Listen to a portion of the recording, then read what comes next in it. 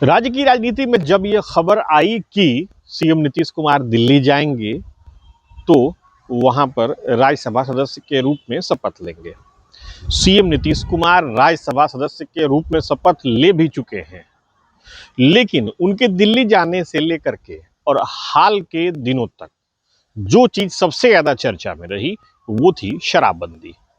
दरअसल जिस तरीके से हर रोज सीएम पद को लेकर के नए नए नाम आते रहे, ठीक उसी तरह शराबबंदी को लेकर के भी सियासी अटकलबाजियों का जोर एकदम गर्म रहा। साथ ही साथ नए नए एक्सपेक्टेशंस भी आते रहे। विभिन्न चौक चौराहों पर इस बात की चर्चा होती रही कि सीएम नीतीश कुमार जब दिल्ली जाएंगे तो क्या राज्य में शराबबंदी खत्म होगी। इस बात को लेकर के एक तरफ जहां विपक्ष का ये कहना है कि नीतीश कुमार ने जो चीजें लेकर के चली थी हो सकता है उसमें नई सरकार तब्दीली कर दे, लेकिन वहीं दूसरी तरफ एनडीए का कहना है कि जो लकीर नीतीश कुमार ने खींची थी उसमें तनिक बदलाव नहीं होगा। सबसे पहले आप एनडीए के जो घटक दल हैं उनके नेताओं के बयानों को सुनिए। विरोधी लात टपकाना बंद कर दें। बिल्कुल नई सरकार का जो गठन होगा माननीय मुख्यमंत्री जी के आशीर्वाद से, उनकी सहमति से गठन होगा और उनके दिशा निर्देशों को, उनकी नीतियों को, जो नीतियां उन्होंने लागू की हैं उसको आगे बढ़ाने का काम हम लोग करेंगे। नई सरकार के जो भी मुख्यमंत्री होंगे वही काम करेंगे। जो उनका 7 निश्चय पार्ट 3 है उसको पूरा करने वाली नई सरकार होगी। देखिए, इस तरह की बातें जो है ना माफियाओं के द्वारा और बिहार का विपक्ष कर रहा है, क्योंकि शराबबंदी को समाप्त करना एनडीए सरकार की में सवाल ही नहीं पैदा होता है।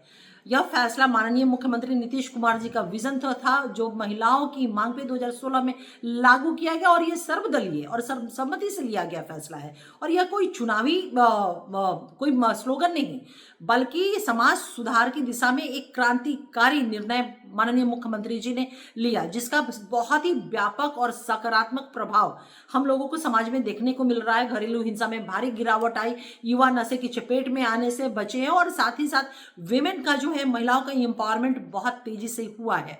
तो माननीय मुख्यमंत्री नीतीश कुमार जी ने तो हमेशा कहा है कि पियोगे तो मरोगे।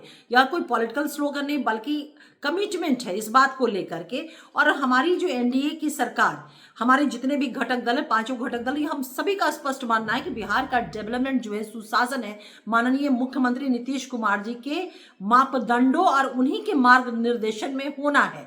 तो ये कहां से प्रश्न होता है शराबबंदी को खत्म करने का? यह बेबुनियाद और भ्रामक बातें हैं। तो आपने सुना एनडीए के नेता क्या कह रहे हैं। वो उस लकीर की बात कह रहे हैं जिस लकीर को नीतीश कुमार ने खींचा था, लेकिन विपक्ष का कुछ और ही कहना है।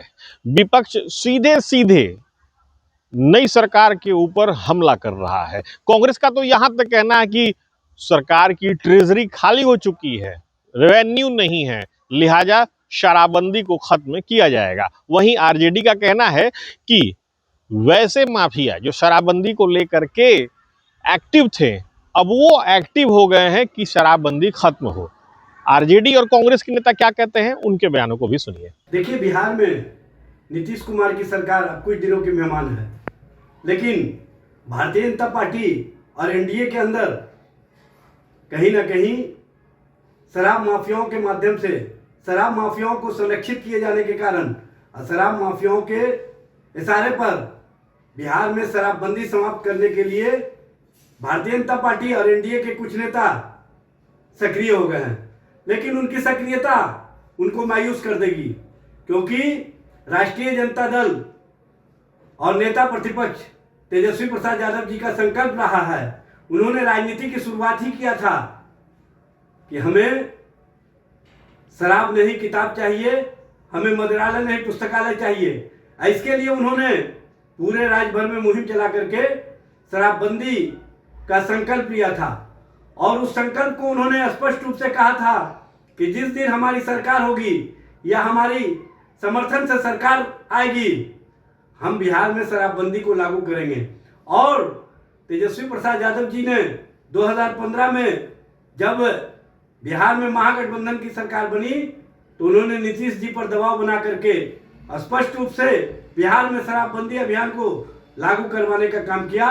और 30 जनवरी 2016 को महात्मा गांधी के शहादत दिवस पर बिहार में शराबबंदी लागू की गई।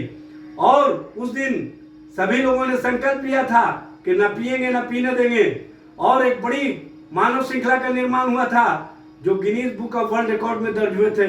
सभी कर्मचारी, नेता, पदाधिकारी, विधायक, सांसद, मंत्री से लेकर के मुख्यमंत्री तक सभी ने संकल्प लिया था, और उस संकल्प को आज भी पूरा करने और आगे बढ़ाने का लोगों का संकल्प है।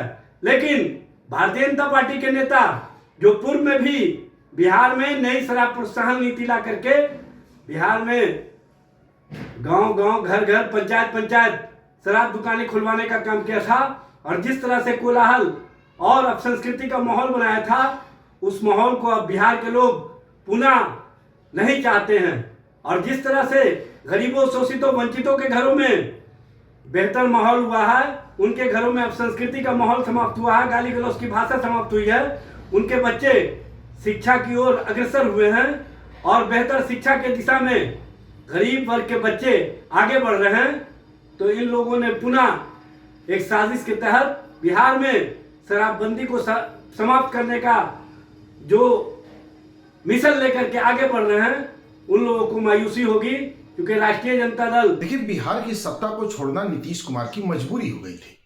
और शराबबंदी का जो मसला है उसको एकदम सिंपल समझ लीजिए। पिछले 2 वित्तीय वर्षों में सीएजी ने बिहार में घोटालों की आशंका जताई। 70,000 करोड़ की आशंका एक बार, 90,000 करोड़ के घोटाले की आशंका एक बार। बिहार में इतना बड़ा वित्तीय कुप्रबंधन हुआ कि बिहार का खजाना खाली हो गया। इसको उदाहरण के तौर पर समझिए, कोई एक काम जो 100 करोड़ में हो सकता था, उसका टेंडर किया गया 300 करोड़ का। कुछ मंत्रियों को उस कंपनी ने मिलाया और उसका टेंडर करवा लिया 300 करोड़ का। तो एक सुनियोजित तरीके से बिहार को मंत्रियों ने, अधिकारियों ने, कंस्ट्रक्शन कंपनियों ने, सबने मिलकर सुनियोजित तरीके से लूटा। बिहार का खजाना खाली है। विधायकों को 3 महीने से सैलरी नहीं मिली है बिहार में। शिक्षा विभाग समेत कई ऐसे विभाग हैं जिनमें अभी मार्च महीने की तनख्वाह नहीं आई है। आज 10 अप्रैल हो गया। मार्च महीने की तनख्वाह तो छोड़िए, अब अप्रैल महीने की तनख्वाह मई में आएगी कि नहीं, सरकार को समझ में नहीं आ रहा, क्योंकि सरकार के पास कर्मचारियों को वेतन देने के पैसे नहीं है। विधायक कोई नहीं दे पा रहे हैं, जिनकी संख्या बहुत कम है। तो जाहिर सी बात है कि बर्बाद हो चुके इस बिहार को, जिसको लूट के बर्बाद किया गया, अगर बचाना है, कर्मचारी को तनख्वाह नहीं दीजिएगा तो बड़ा आंदोलन हो जाएगा, सरकार को मुंह छुपाने के लिए जगह नहीं मिलेगी। तो निश्चित तौर पर यह सरकार सबसे पहले आके शराबबंदी खत्म करेगी। विधायक तक घूम घूम के, भाजपा के जिला अध्यक्ष तक घूम घूम के दारू बेचेंगे, और तब जाके सरकार के पास पैसा होगा तो ये लोग वेतन दे पाएंगे, वरना बिहार पूरी तरह से लूट के ये लोग खाली कर चुके हैं। तो आपने सुना किस तरीके से एक ही मुद्दे पर कैसे अलग अलग बयान आ रहे हैं, लेकिन एक्सपर्ट का कुछ और कहना है। एक्सपर्ट भी कुछ बातों को लेकर के अपनी बात को रखते हैं। उनका ये कहना है कि बहुत संभव है कि नीतीश कुमार की नीतियों में कुछ तब्दीली हो। सीनियर जर्नलिस्ट ध्रुव कुमार क्या कहते हैं, आप उनके बयान को भी सुनिए। देखिए, नीतीश जी के बाद जो अगला मुख्यमंत्री होंगे, वो उनकी नीतियों को आगे ले चलेंगे, किस ढंग से ले चलेंगे। कुछ मामले तो स्पष्ट हैं, विकास की योजनाओं को उनको आगे ले जाना पड़ेगा। कुछ निर्णय हो सकता है नए ढंग से लिए जाएंगे, कुछ पुराने निर्णयों की समीक्षा भी हो सकती है। ये कहना कि 100% जो भी नया मुख्यमंत्री होगा नीतीश जी के तरह से ही 100% काम करेगा, मुझे लगता है कि ये बहुत व्यवहारिक बात नहीं है। जहाँ तक शराबबंदी की बात है कि क्या शराबबंदी जैसे जो मामले हैं, जो इशू हैं, क्या उसकी समीक्षा होगी। मुझे लगता है कि बिहार के हित में शराबबंदी का निर्णय बहुत अच्छा साबित हुआ है। कहीं न कहीं से ये बहुत पूरी दुनिया में संदेश गया है।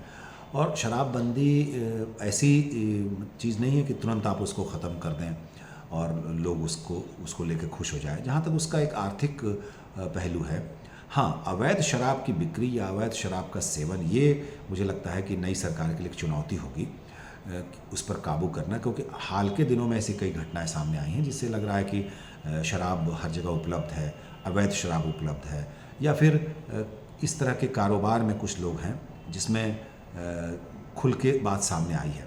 तो ऐसे निर्णयों की समीक्षा हो सकती है, लेकिन मुझे नहीं लगता है कि निर्णय पलटने की बात नई सरकार में जो भी चीफ होंगे, मुख्यमंत्री होंगे, वैसा कोई निर्णय करेंगे।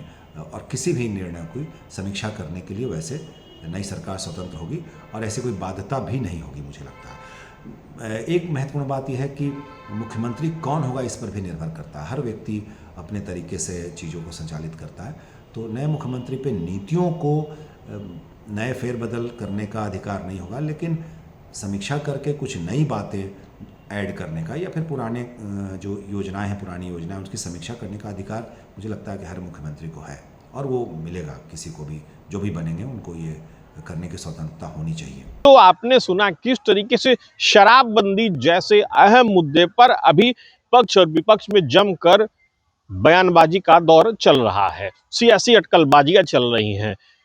नजरें इस तरफ हैं कि आखिर बिहार में जब नई सरकार का गठन होगा तो क्या शराबबंदी जो कि 2016 में लागू की गई थी वो बदस्तूर जारी रहेगी या फिर इसकी समीक्षा होगी या इस बंदी में ढील दी जाएगी। लाख टके का सवाल बना हुआ है और ये तस्वीर आने वाले दिनों में ही साफ हो पाएगी।